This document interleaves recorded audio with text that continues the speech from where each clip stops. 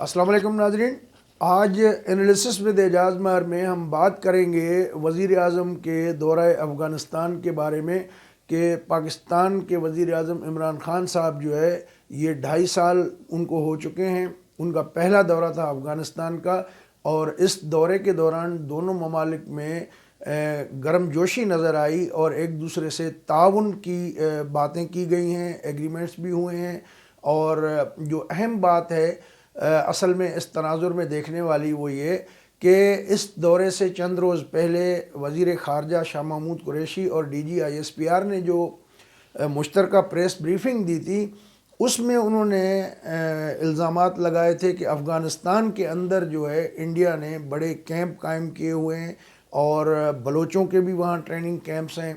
اور مختلف جو کالعدم تنظیمیں ہیں، پابندی جن پہ عائد ہے، ان تنظیموں کے جو لوگ ہیں ان کو انڈیا جو ہے ان پہ انویسٹ کر رہا ہے، ان کو یکجا کر رہا ہے، اکٹھے کر رہا ہے، اور پاکستان کے خلاف جو ہے وہ دہشت گردی کے لیے ان کو استعمال کرے گا۔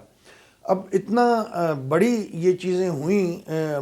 ڈائریکٹ ایک ایلیگیشن بھی تھا، تو دوسرے دونوں ممالک جو ہے کہتے تو یہ ہیں کہ وہ ایک دوسرے کے خلاف سرزمین استعمال کرنے نہیں دیں گے دہشت گردی کے لیے، لیکن عملی طور پہ ایسا کم ہی ہوا ہے۔ تو اب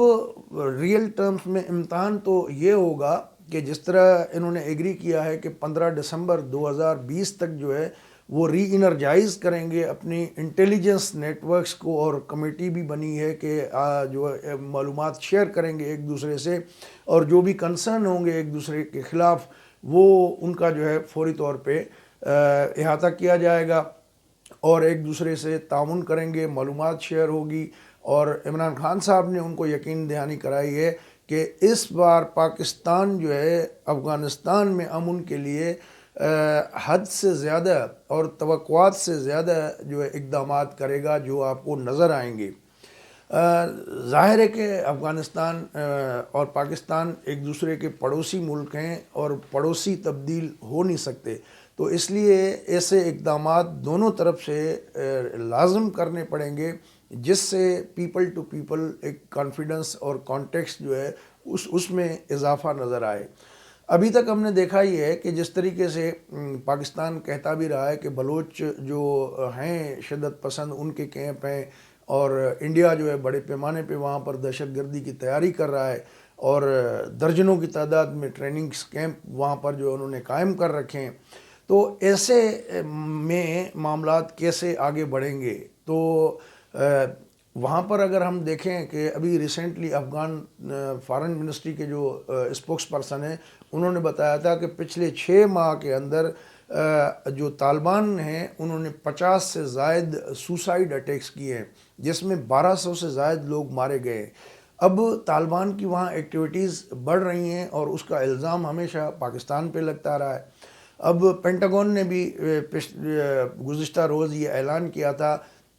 کہ جی وہ اپنی جو تقریباً 2000 فوجی وہ واپس بلا رہے ہیں مڈ جنوری تک، اور پھر 2500 امریکی فوجیوں کی تعداد رہ جائے گی، تو اس میں 8-10 ہزار فوجی جو ہے وہ نیٹو کے بھی ہیں وہاں پر موجود۔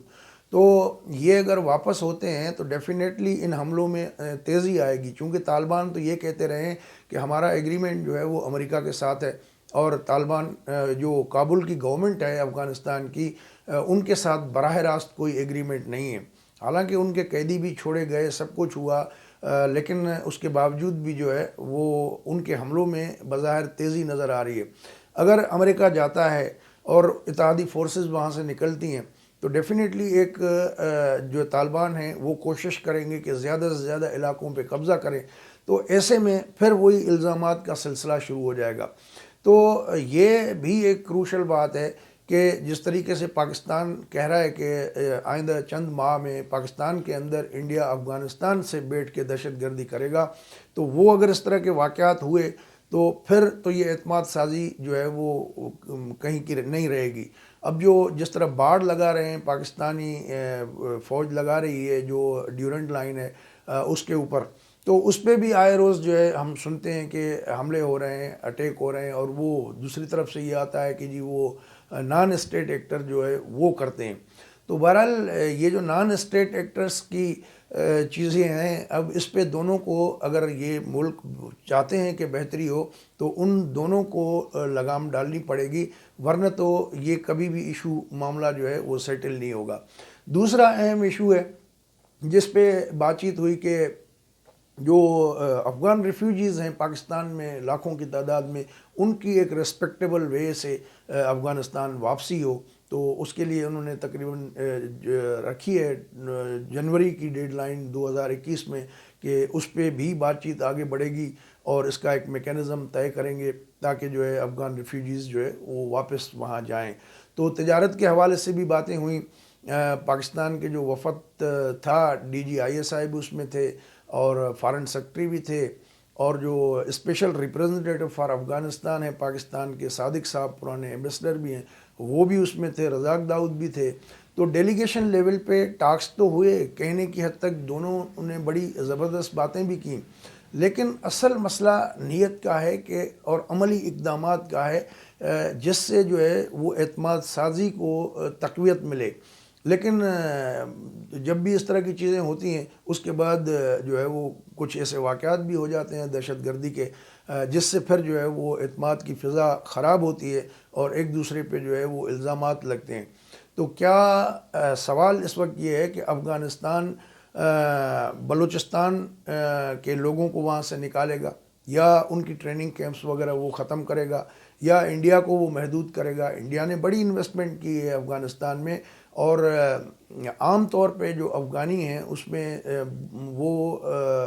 جو ہے میرا بھی جانا ہوا کابل, تو اس وقت کافی عرصہ پہلے, تو اس وقت بھی وہ جو ہے پاکستانیوں کو کم لائک کر رہے تھے, انڈین کو زیادہ کر رہے تھے. اب جو سڑکیں وہاں بنی ہیں بہت سارے انفراسٹرکچر کے حوالے سے, ایجوکیشن کے حوالے سے, تو وہ جو ہے انڈیا سے زیادہ مطمئن ان کے جو لوگ تھے وہ نظر آ رہے ہیں. تو بہرحال افغانستان میں جب یہ انخلا ہوگا